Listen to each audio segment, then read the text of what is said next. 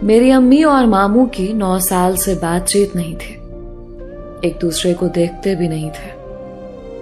9 साल बाद मेरी नानी का इंतकाल हो गया, जिसमें अम्मी के साथ मैं भी गांव से कराची चला गया।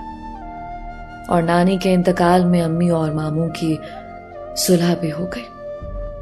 मैंने जब मामू की बेटी कुलसूम को देखा तो मुझे उससे बेपनाह मोहब्बत हो गई।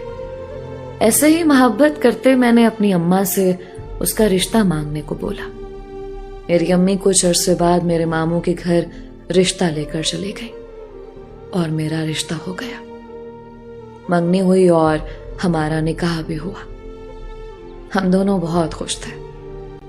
मैं भी गांव छोड़कर कराची चला गया मजीद अच्छा काम करने के लिए। और यूं मैं रोज कुलसूम को देखता था, उसको बाहर भी लेकर जाता। एक दिन अचानक से कुलसूम की अम्मी की तबीयत खराब हुई। हम उसे अस्पताल लेकर गए तो डॉक्टर ने उनकी हालत बहुत खराब बताई और कहा कि फौरन ऑपरेशन करना पड़ेगा। हम सब ने मिलकर ऑपरेशन कराया और वो 4 दिन तक आईसीयू में थी। उसके बाद वो इंतकाल कर गई।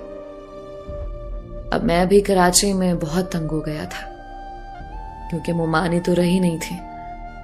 इसलिए मामू के कहने पर मैं वापस गांव आ गया। मुझे नहीं मालूम था कि मेरे गांव जाने के बाद वहां क्या चल रहा होगा। कुलसूम के बड़े भाई का एक दोस्त था जो उनके घर अक्सर आता जाता रहता था, और उसकी एक बीवी और 4 बच्चे भी थे। कुलसूम मुझे बताए बिना उसके साथ कभी शॉपिंग पर और कभी रेस्टोरेंट चले जाते। उस वक्त मेरी जॉब अच्छी नहीं थी। अब तो वो मुझे बार बार गुर्बत का ताना भी देने लगे, क्योंकि उसके भाई का दोस्त थोड़ा अच्छा कमाता था। मैं उसे समझाने की बहुत कोशिश करता, लेकिन वो मेरी बात तक नहीं सुनते थे। फिर ऐसा हुआ कि आहिस्ता आहिस्ता राब्ता ही खत्म हो गया और मुझ पर झूठे इल्जामात लगाने लगे। मामू को बताया कि मुझे बिलाल से खुला चाहिए। मामू ने अपनी बेटी को समझाने के बजाय अम्मी को कॉल की और कहा कि बिलाल को कहो कि कुलसूम को तलाक दे दे। ये बात सुनकर मेरे तो पांव तले जमीन निकल गए और मैं रातों को तहज्जुद पढ़ने लगा। लेकिन कुलसूम थी कि मेरी एक बात सुनने को तैयार नहीं थी।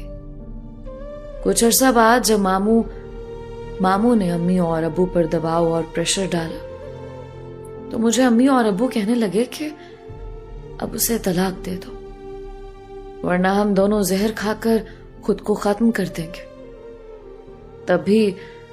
तभी अम्मी अब्बू को मैं खोना नहीं चाहता था, इसलिए मैंने उसे तलाक दे दी और फैसला किया कि अब खुद को मारना है। मैंने 3 मर्तबा खुदकशी करने की कोशिश की, मगर दिन रात अम्मी मेरी चौकीदारी करती थी, मुझे खुदकशी करने से रोकती थी। कुलसूम की इद्दत पूरी होते ही उसने उसी 4 बच्चों के बाप से शादी कर ली और मैंने ये बात सुनी तो मेरी तो दुनिया ही उजड़ गई। मैंने अपने एक रिश्तेदार से वीजे की बात की, फिर मैं सऊदी अरब चला गया। मुझे 4 साल सऊदी अरब में हो गए थे, लेकिन मेरा दिल वहां नहीं लगता था। मैंने सऊदी अरब छोड़कर जर्मनी शिफ्ट होने का प्लान बनाया। जर्मनी आ गया। आज मुझे यहां आए हुए 3 साल हो गए, मगर अब पाकिस्तान जाने को दिल नहीं करता।